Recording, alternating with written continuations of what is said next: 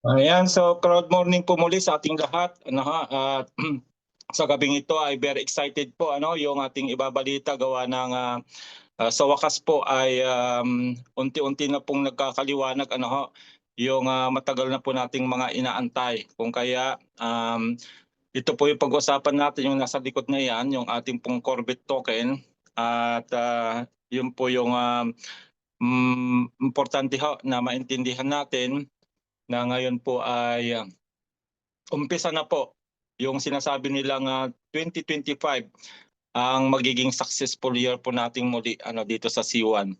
So bago po tayo magsimula, marami ako nakikita dito mga bago So pakilala lang muna tayo. So ako po si Director Toy Star Eddie Onya na pinangungunahan po natin ng Team Europe dahil tayo po yung founder o yung tinatawag nilang Zero One. Kung kaya ay talagang ang Crowd One ay hindi ko po nakalimutan mula pa nung kami sumali nila Coach Danny 5 years ago. Magpa 5 years na po yung Team Europe sa April. Magpa 5 years na kami, 2020 kami nag-join ng Team Europe. Pero po nagsimula ang Crowd One 2019 January. So ngayong buwan na ito ay 6 years na po yung ating company. At sa lahat po ng mga company na nasalihan ko ay wala na akong pwedeng itapat pa sa C1 Ako po ay 30 years na po sa multi-level marketing. 1995 pa ako nag-start. At sa mga nasalihan ko po na yan, more than 30 na. Isama na po natin yung mga fly-by-night company.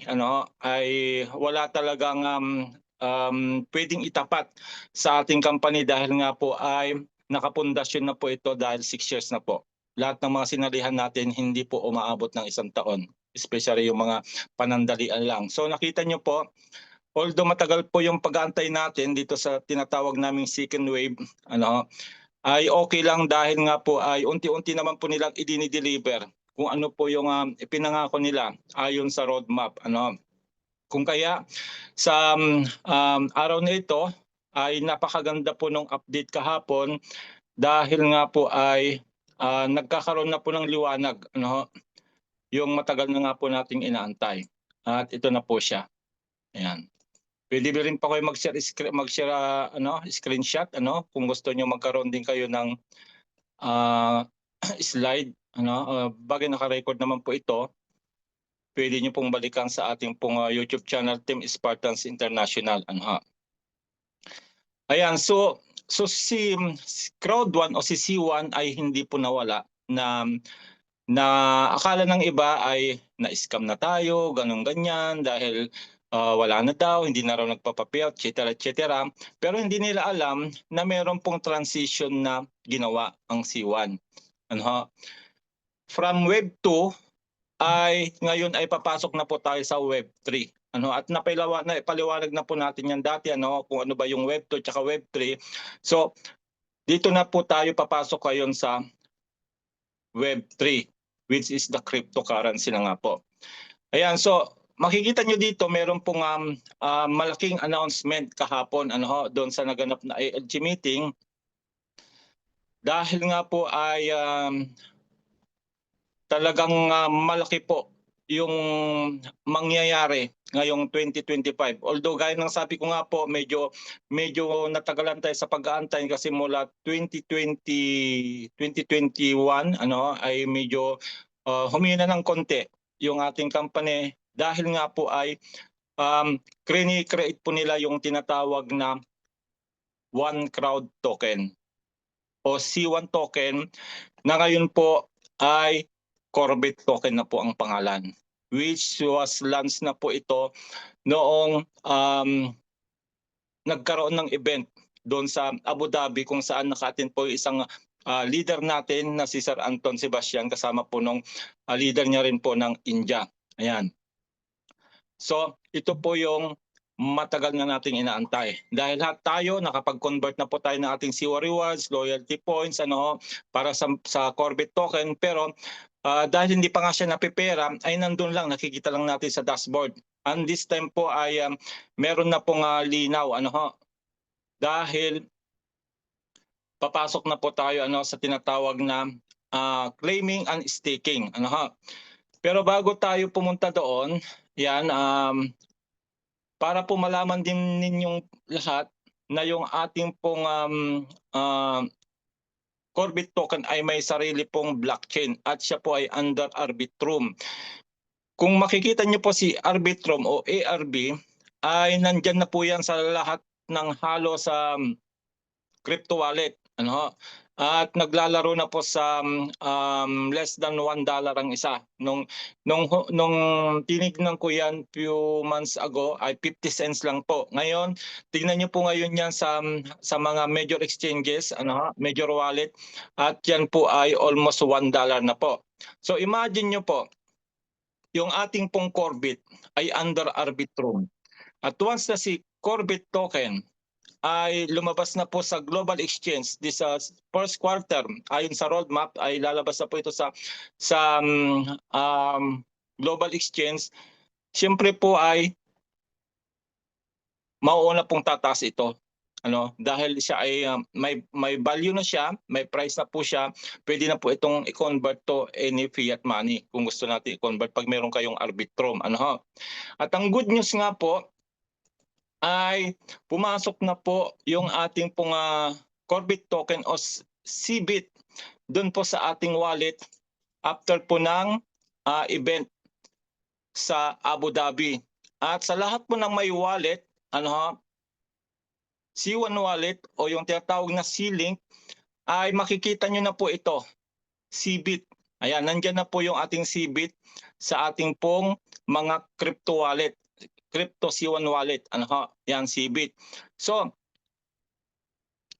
ang inaantay na lang po natin ay ma-stream, ma-stream o maipadala po yung mga Corbit token natin na nandito, yan.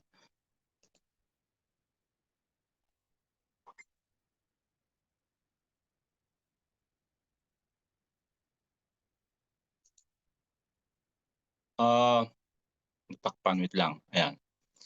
So, nakikita po natin yung ating dashboard ay nandito lang po siya. Nakikita natin lang nandito sa ating pong Corbit wallet sa ating dashboard. Ayan, nakikita po natin dito. Wait lang, nagbabasa pa. Pero wala pa po sa ating wallet. Nandun pa lang po siya sa dashboard. Ayan. Nakikita po natin sa ating summary, doon sa Corbit, i-click nyo lang po yung Corbit gaya ng clinic ko kanina. Nandito po siya. Yan, nandyan po yung ating mga token. Ayan, different token po yan. Meron po doon sa galing po ito sa ating mga package na hawak. Ito po ay fifth element po yung sa akin.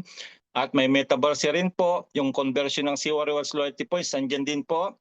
Metaverse Play to Earn, yung kami po ay nag-demo ng Play to Earn, binigyan po kami ng consolation prize. Then yung Corbit Family Transfer ko na rin po yung ilan sa mga family ko sa main account ko po. Then nandiyan po yung Power Up, Double Bonus, Power Bundles. Ayan, yan po ay nakikita natin lahat sa ating dashboard. Pero take note po, kung wala po kayong NFT, ay hindi po kayo magkakaroon ng wallet.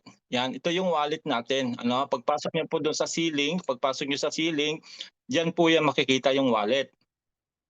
At ang good news, yan makikita niyo po dito, zero pa po siya. Zero pa, pero nandyan na po siya, kasi nag-launch na nga. Pero sa wallet lang po natin, exclusive lang po muna na nasa wallet po natin. Hindi nyo pa yung makikita doon sa mga major exchanges at sa mga major crypto wallet kasi nga po, hindi pa po siya nagla-launch. Kaya dito nyo pa lang po makikita. Then yung update po kahapon mga kapatid, ito na. Diba? Ito na po yung update natin kahapon. Lahat daw po na mayroon pong power pack, itong ADSPU na yan ay Abu Dhabi Super Power Up po yan. Then Corbit Power Up, Power Bundles, yan po yung tatlo na ibinenta nila. At ano ba yan? Saan ba yung makikita? Dito po. Yan. Yan. Ito po yung una naming binili. nung nag-promo po ang Power Up, €500 po yan. So meron po siyang 15,000 Corvette token at saka yung Abu Dhabi Super Power Up 15,000 din po. Pero yung huli po na binenta nila ng 3 days lang po, hindi na tayo bumili nun kasi meron na po tayong dalawang ito. So yung pong update kahapon, baka sabihin ng iba, bakit sila naka-stick na, kami hindi pa.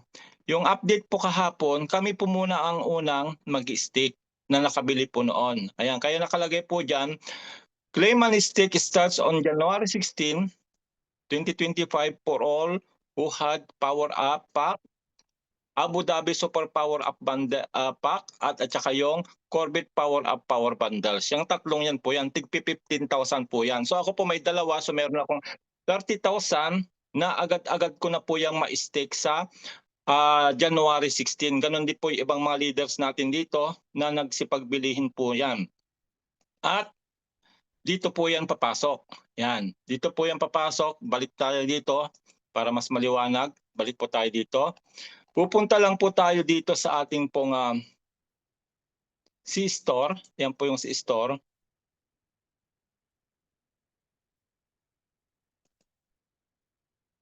Yan. Pag nandito na po kayo sa C-Store, click nyo lang po itong C-Link. Sa lahat po ng may NFT po ito, pag wala pa po kayong NFT, hindi nyo pa mabubuksan ang inyong C1 wallet o yung C-Link na sinasabi.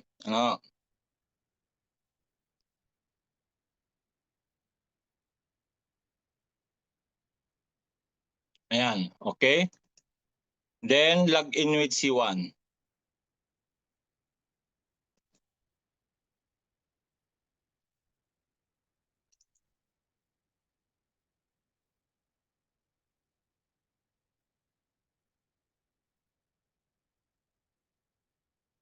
Okay, so ito na po.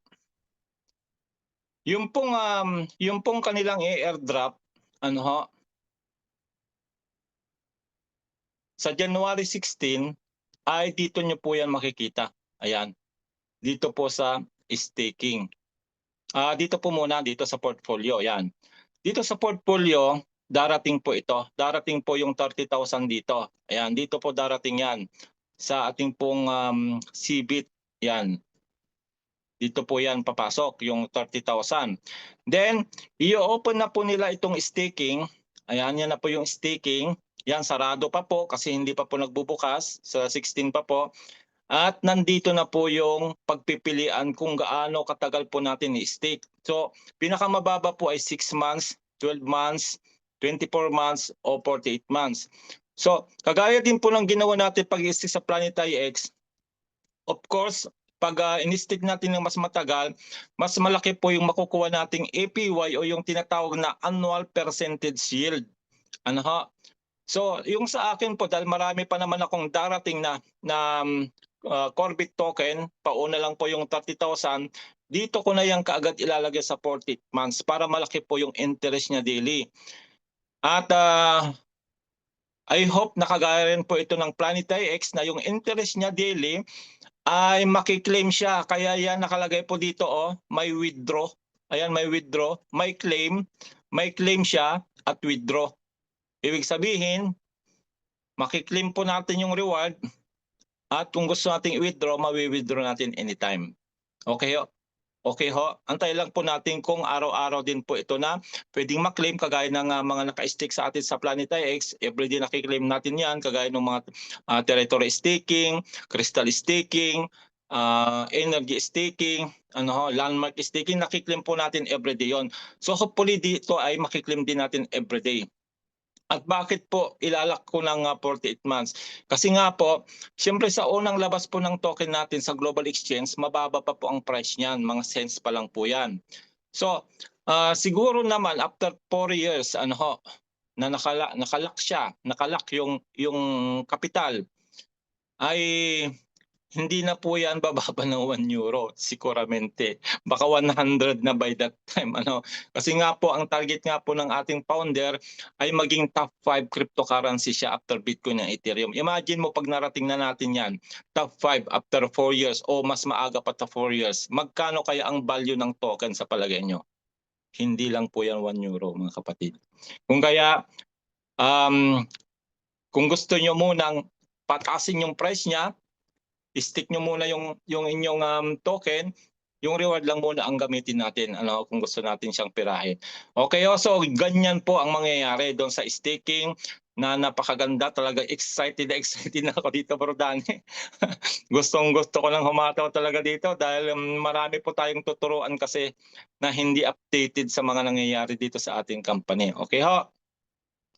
So yun na po siya sa January 16 na po. So 1 week from now, kasi 9 na po ngayon, 1 week from now, Thursday next week, ayan, magtuturo po tayo rin ng tutorial sa staking. So i-actual po natin i-stake yung 30,000 pag dumating na po sa wallet ko. Okay ho?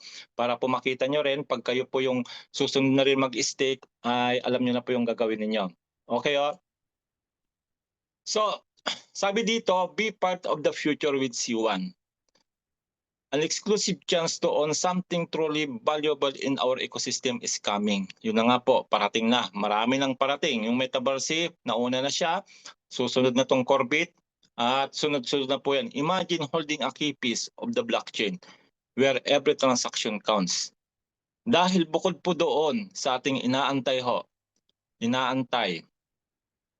na token, ay isa pa po ito na magbibigay po ng passive income sa atin. Bakit ko sinabi magbibigay ng passive income? Once na nag-launch na po yung token natin, lahat po ng transaksyon na gagawin natin sa loob ng ating C1 wallet, may tinatawag po yan na gas fee. So pag ikaw po ay meron pong NFT package na may kasamang NFT, node NFT at i-stake po natin, lahat ng transaksyon ng Corbit sa loob ng C1 ecosystem ay makikibahagi tayo doon sa gas fee na yun.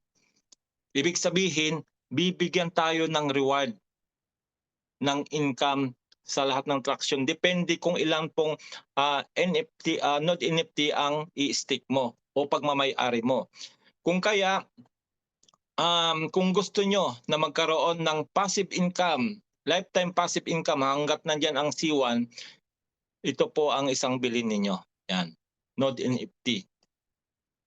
Dalawa po yan. Meron po yung maliit 110 at saka meron din po yung 550. Nasa inyo po yan kung alin po yung kaya nyong bilhin. Pero sabi ko sa inyo, magbibigay po ito ng passive income sa atin. Doon sa reward na makukuha natin sa gas fee. Okay ho? Extended po yan. Last extension na po ito. Sinabi po ito ni Sir Raj na hindi na po ma-extend ito. Kung bibili po kayo nito soon, ay sa mga member na po na nagmamay-ari nito, o kaya naman pag binuksan na po yung C1 Marketplace, doon kayo bibili. Pero sobrang mahal na po yan. Magta times 2, times 3, times 4, times 5, times 10 po yan. Kasi walang gustong magbenta niyan. Kasi nga pinapakinabangan di ba?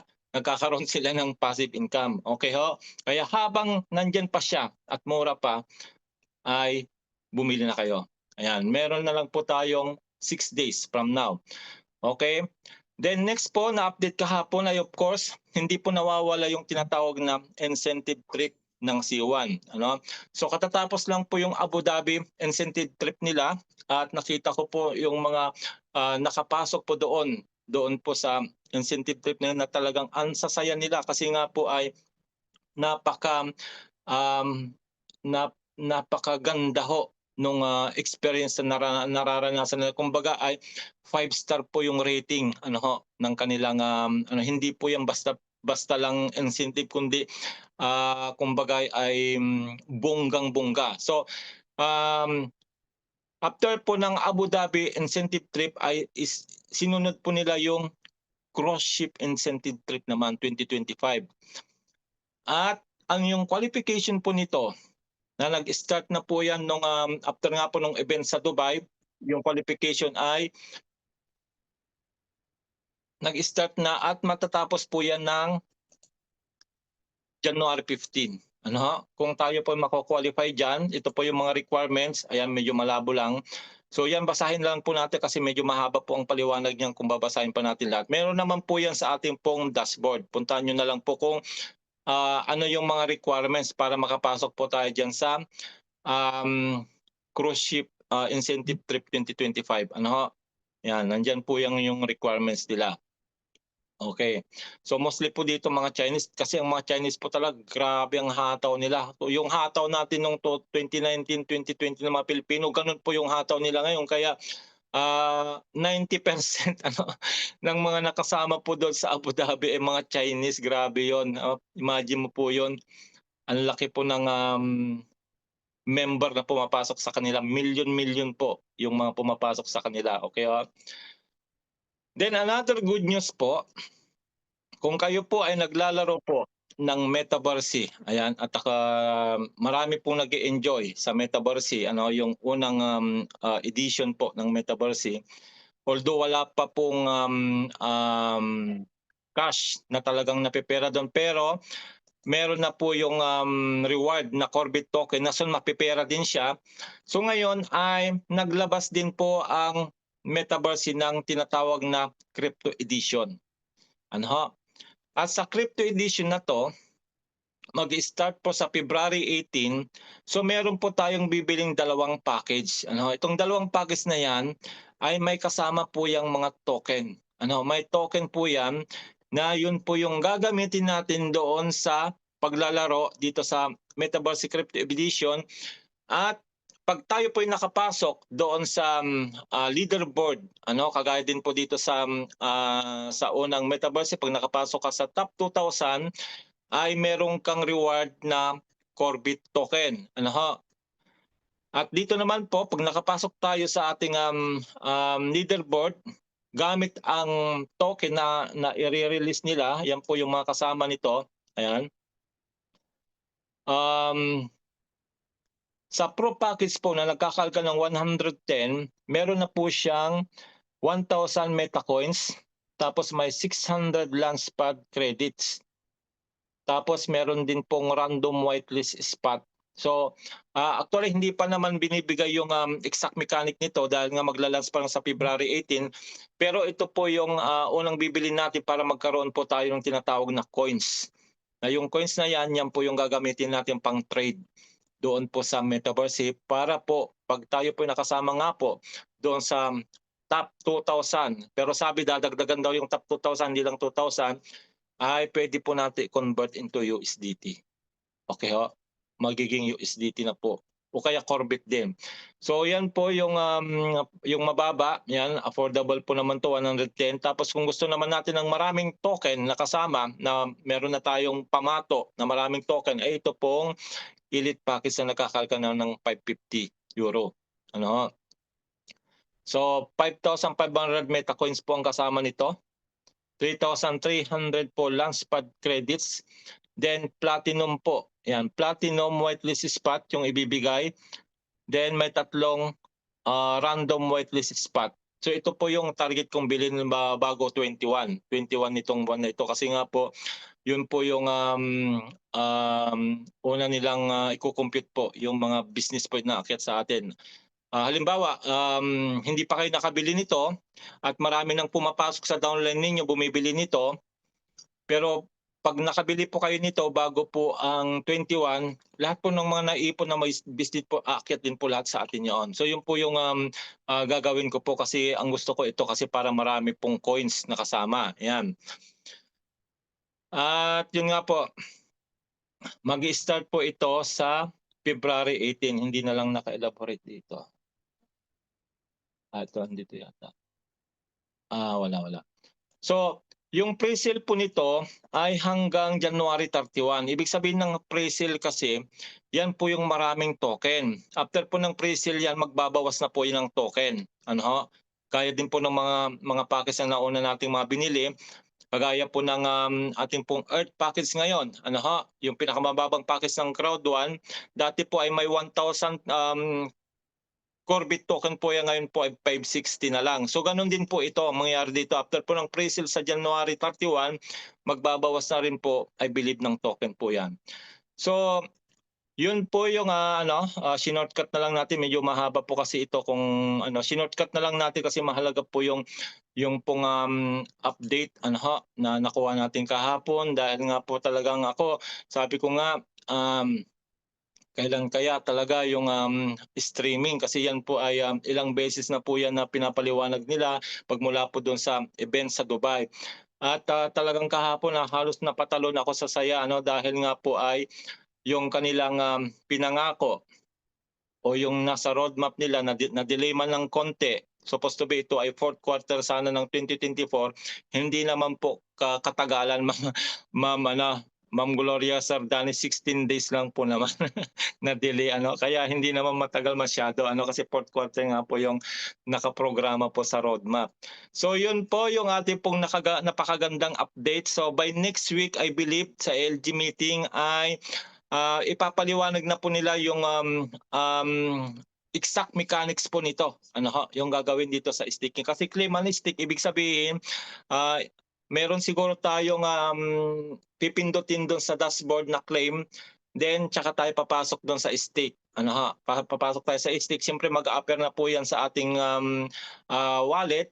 Then mamili po tayo doon sa staking kung ilang gaano natin katagal siya i-stake o ita-time deposit ang tawag natin. Kasi yung iba hindi naintindihan yung stake parang stake na pagkain pero yung stake po sa word po namin sa crypto ay time deposit po yan na kikita po siya daily. Gaya ng nangyari nga po doon sa mga staking namin sa Planetix. So yun lang po yung ating pong napakagandang update sa ngayon.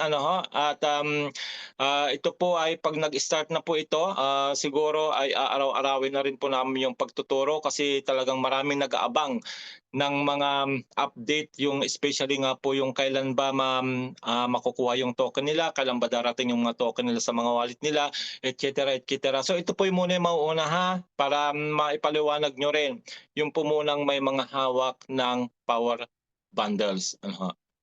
Ayan. Kaya congratulations po doon sa mga sumabay sa amin na bumili. Yung iba po talagang ginawan lang din ng paraan para mabili yan dahil naniniwala sila na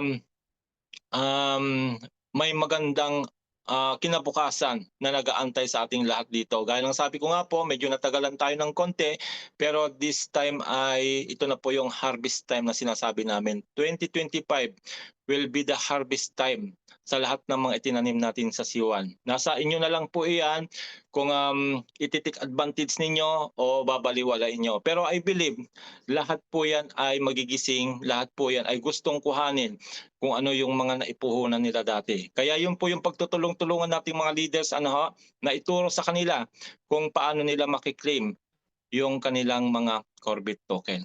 So again, salamat po sa ating lahat na mga umatin ngayon.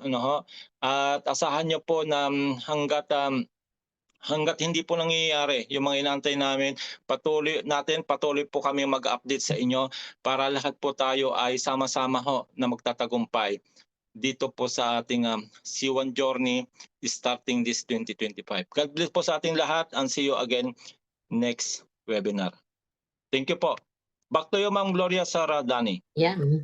Thank you po, Sir Eddie. Napakaganda po yung pag-present po ninyo ng ating inihintay. Sino pa po sa inyo ang magne-negative? Positive na positive po tayo. Alam ko po, naghintay po tayo, pero it's worth it naman po talaga. Kahit na hinihintay natin, darating at darating po. So, may question po ang ibang team na nakausap ko.